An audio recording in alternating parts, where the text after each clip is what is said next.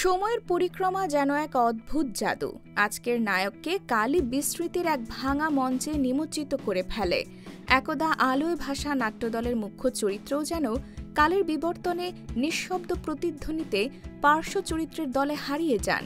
যেমন মোহাম্মদ রিজওয়ান ও বিরাট কোহলি 2022 এশিয়া কাপে ব্যাট হাতে রাজত্ব করেছিলেন তারা, তবে মহাদেশীয় এই টুর্নামেন্টের আসন্ন আসরে নেই তারা। সময় বদলেছে, বদলে গেছে ক্রিকেটে তাদের অবস্থানও। গেল আসরে রিজওয়ান ব্যাট হাতে পাকিস্তানের কণ্ঠস্বর ছিলেন। নির্ভরতা আর ধারাবাহিকতার এক সংমিশ্রণে দলকে এগিয়ে নিয়েছিলেন। টুর্নামেন্ট জুড়ে 281 রান 56 গড়ে এগিয়েছেন, তবে স্ট্রাইক রেট 117-র একটু বেশি। চোখ ধাঁধানো না হলেও বেশ কার্যকরী। ইনিংসের সূচনায় নেমে আস্তে ধীরে অবিচল ছন্দে দলের স্বপ্নযাত্রা এগিয়ে নিতেন। তবে এবার সেই রিজওয়ান নেই, অবসরও নেননি, তবে ফুরিয়েছে তার প্রয়োজন, এমনটাই মনে করছে পাকিস্তান টিম ম্যানেজমেন্ট। দলে জায়গা তো দূরের কথা, আলোচনাতেও নেই গেল আসরে পাকিস্তানের এই পথপ্রদর্শক। ক্রীড়াপ্রেমীদের আগ্রহের কেন্দ্রবিন্দুতে থাকলেও তাকে স্কোয়াডে রাখা হয়নি। অন্যদিকে বিরাট কোহলির গল্পটা ভিন্ন।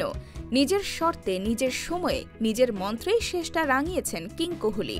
2024 টি-20 বিশ্বকাপ জয়ের পরই এই ফরম্যাটকে আলবিদা বলেন, অথচ 2022 সালে ছিলেন টুর্নামেন্টের দ্বিতীয় সর্বোচ্চ রান সংগ্রাহক।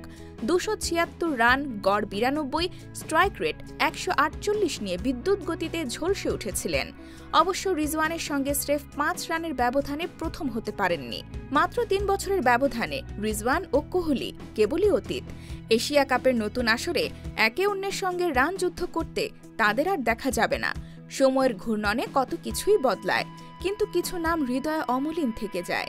রিজওয়ান আর কোহলিও সেই অমর তালিকায়, যাদের প্রস্থানে মঞ্চ নিঃসন্দেহে একটু নিঃসঙ্গ হয়ে পড়ে।